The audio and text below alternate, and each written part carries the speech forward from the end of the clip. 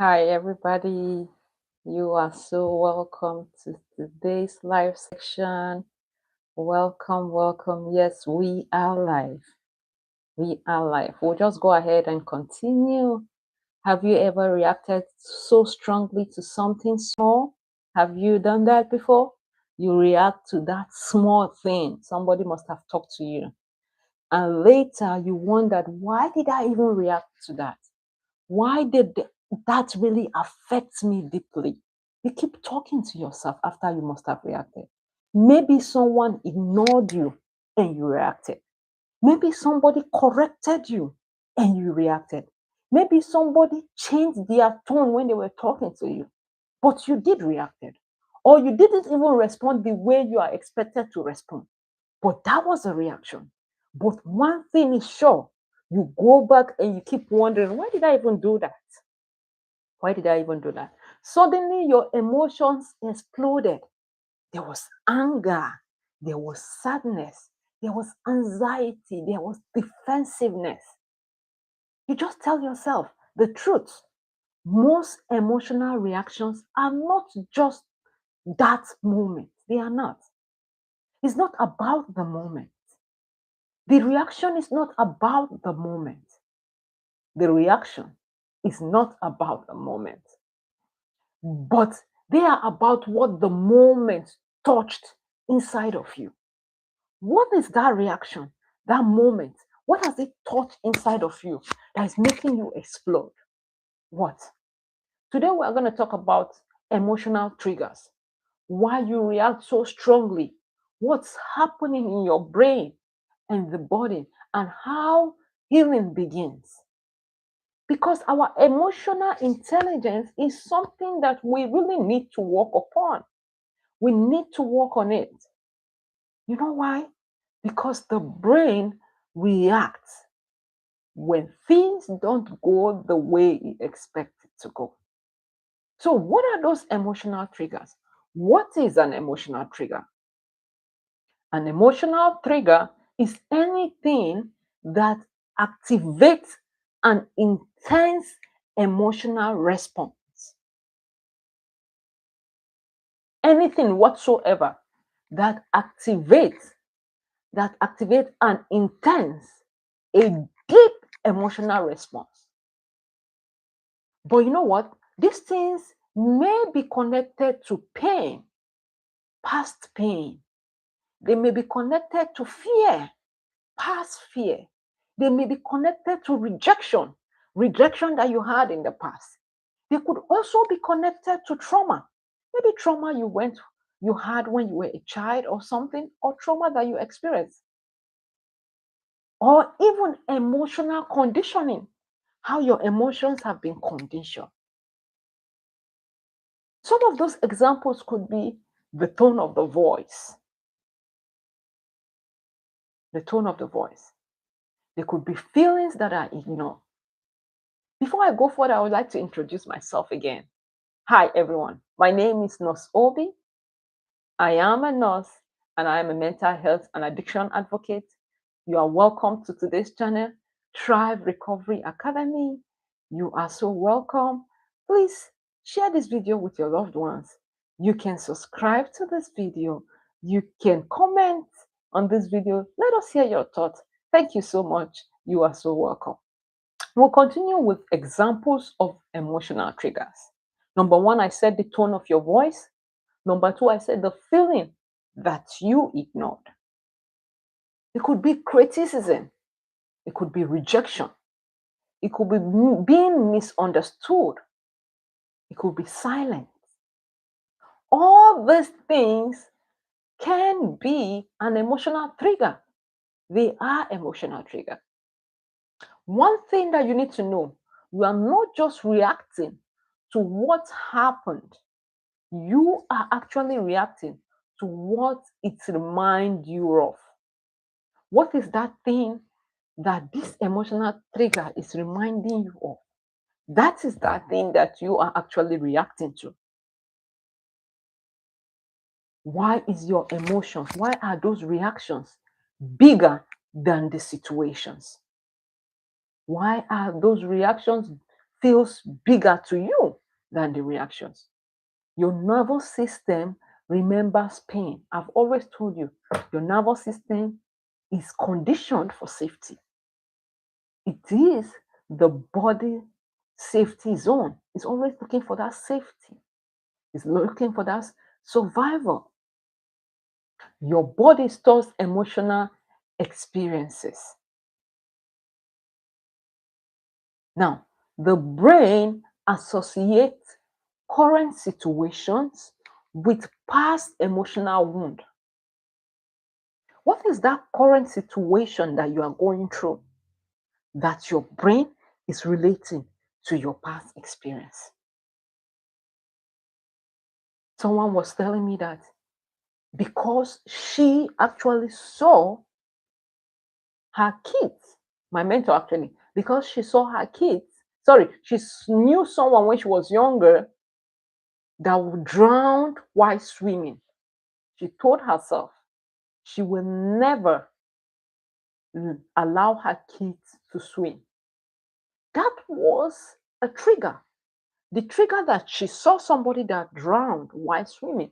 It triggered her never to allow her kids to learn how to swim. Never to allow her kids to learn how to swim. But what happened? She had to emotionally train herself. She had to go through healing to be able to allow her kids to swim. Now her kids swim. Even she herself, she swims now. That was a trigger for her. That was a trigger. So just seeing water alone, seeing a pool, she may not be able to like it. Why? Because she has seen somebody drowning from it. The amygdala reacts before logic. The amygdala, it does react before any logical situation. Example again, I'm going to give you a lot of examples. Childhood criticism can affect you being defensive. Maybe you were criticized as a child. You were that person that was shut down. Keep quiet, do this. You know the way some families are. Keep quiet, do this. You don't want to do this. Da, da, da, da, da. They don't want you to voice up. They criticize you for every little thing. Now, if anybody, now you're an adult, and if anybody says anything to you, you become defensive. Probably you were emotionally neglected when you were younger. Now you are so scared. You have fear of being ignored. Now, probably another example is unpredictable home. You came from an unpredictable home. Things are not organized. Things are all the way. They are just everywhere. And maybe you had a little bit of conflict with people, or you've seen your family members go through conflict. Now you are very anxious with conflict. You don't like a situation where whenever you have any somebody is talking to you, you get really angry, and the way you handle conflict is actually not the way to handle it. Sometimes your reactions belongs to your older version of you.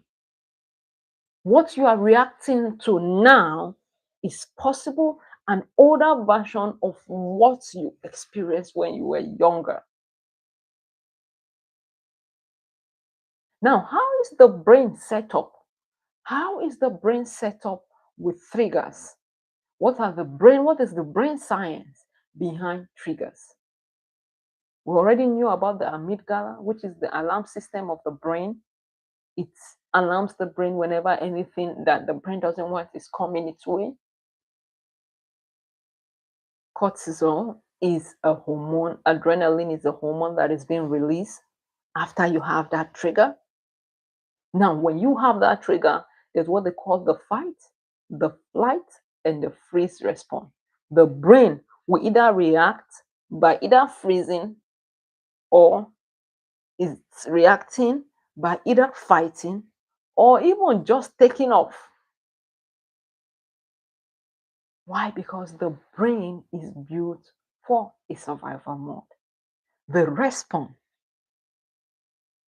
These are the three ways that the brain will respond. if it's in that safety mode. Your brain reacts first, and then you start thinking later. The thought does not come, especially when you have not worked on your emotion. The brain reacts first because the brain is wired for safety. So, what are those symptoms? The symptoms of those triggers: your heart is running faster than normal. You have fast heartbeat, or you are either shutting down. Somebody talks to you, you shut down, you look for an isolated place to go stay. You don't want to react with anybody at that time. Or you just blow out and start crying. It's like my little son that when I tell him don't do this and he needs to get it, he will just start crying. Or somebody talks to you, or something happens in a way, and then you get really angry. Or better still, you are even over explaining yourself. You are over explaining yourself.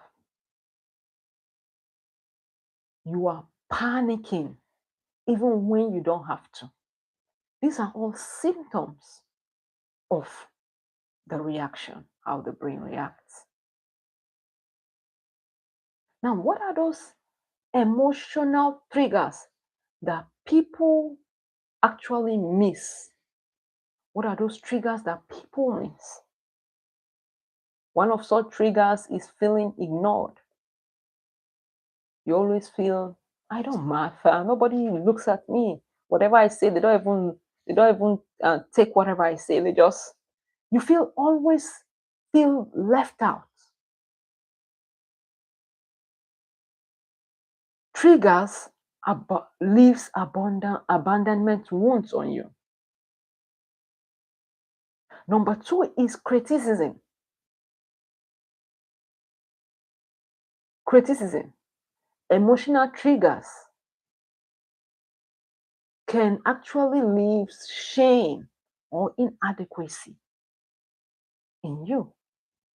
You feel left out, you feel inadequate. You are always ashamed. What would people say? What would my friend do? What would they say about me? Because why? You were once criticized. Now you cannot come out to defend yourself. Why? Because you cannot come out because you are ashamed of being criticized.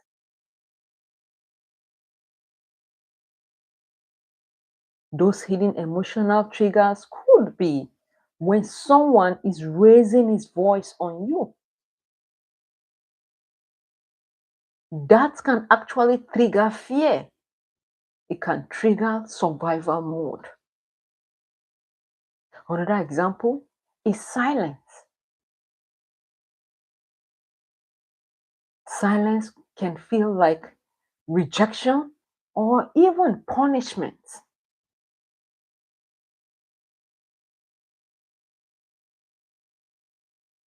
The fifth example of those hidden emotional triggers is loss of control. When you feel you can no longer have control, when you feel you cannot control the situation, it triggers anxiety. You become really anxious. You are everywhere. Number six is when you feel you are being misunderstood. They don't understand what I'm saying. They don't get it. And the next minute, you get really, really frustrated. You get emotionally overwhelmed. The number seven hidden emotional trigger is delayed reply or even delayed text. When somebody does not reply you on time, when somebody does not reply to your text message, it can trigger insecurity in you. It can trigger fear. Oh, what is that person thinking? Has that person not seen the message? Has not person done to me? Why is he not replying my call? Why is it this? Why is it that? You get really, really insecure. You begin to have one feeling of fear or the other. One thing you must do is for you to pause and reflect. Pause and reflect. When it comes to emotional triggers, the pause mechanism can never be overemphasized. You need to pause and reflect. Oh, take a deep breath. Pause. This thing I'm about to do, what is it going to talk? Why is it going to affect me? What is the meaning of what I'm about to do? You have to reflect. Why am I even doing it? Reflect on it. You have to reflect and notice what emotionally activates fear in you. Notice what emotionally activates you to these triggers. What are those things that activate you to those triggers? Now, one thing that I will always teach about is that God cares about our emotions.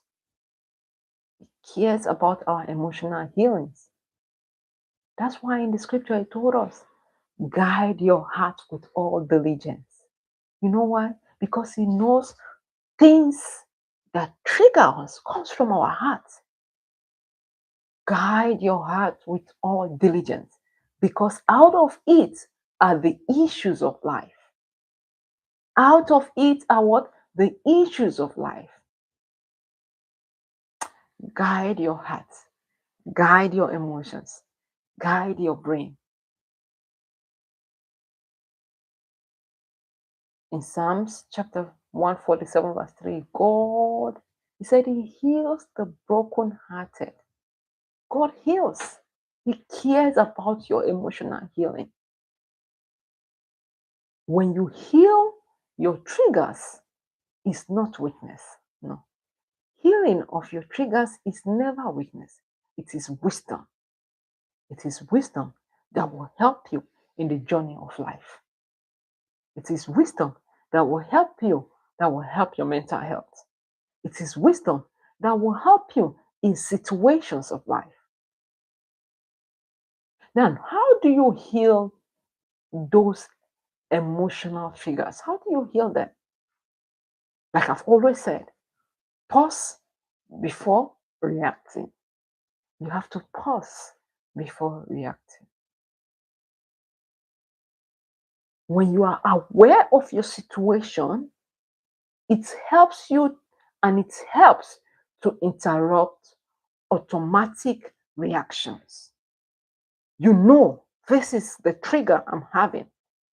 I feel this, and then you pause, you react, you pause, you think about it before you react. It will really help you. It interrupts you being exploding everywhere. It interrupts you doing things that you don't want to do and then regret about it later. Number two, you have to ask yourself, what does this remind me? What does this remind me? When you think deeply, you'll be able to figure it out. Number three, you have to name the real emotion. If you don't name it, you cannot tame it. You have to learn to name your emotions. I feel hot. I am mad at you because you did this. My son will say, Mom, I'm angry with you. I feel ashamed. Say it. I feel rejected. Say it. I feel scared. I'm afraid of this. Name those emotions. When you name those emotions, number fourth step, it will regulate your body. It will regulate your body. It will regulate your body by one, you have to take deep breathing. Breathe, take a deep breath in and out. You may even walk away briefly just for your body to regulate. You may even say a short prayer. You may take some time off and go journal. Journal that emotion, journal it so that you'll be able to trace the pattern. Emotional reactions sometimes could be pattern like. They are patterns, sometimes they are patterns. Number 5 step that you have to do is to respond instead of you to react. What I say is to respond instead of you to react. Healing, when you are in the journey of healing, it gives you space between feelings and responding. Between feelings and responding. Why? Because you are now very, very conscious about the situation. Your reaction doesn't make you crazy. They reveal wounds, they reveal fears, they reveal past experiences that still need healing. And once you become aware of your triggers, you stop feeling emotionally controlled by them. Like I said earlier, healing starts with what? You being aware of your triggers.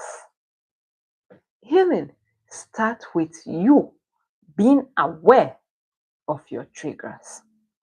If this video really spoke to you, comment down below awareness.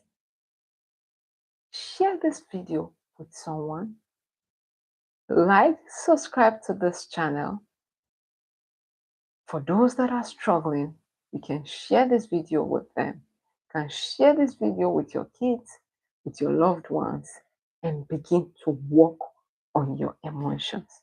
Please subscribe to this channel for more videos on mental health and an addiction recovery. I am once again your Nurse Obi. I'll see you in my next one. Thank you so much for coming. God bless you. Thank you.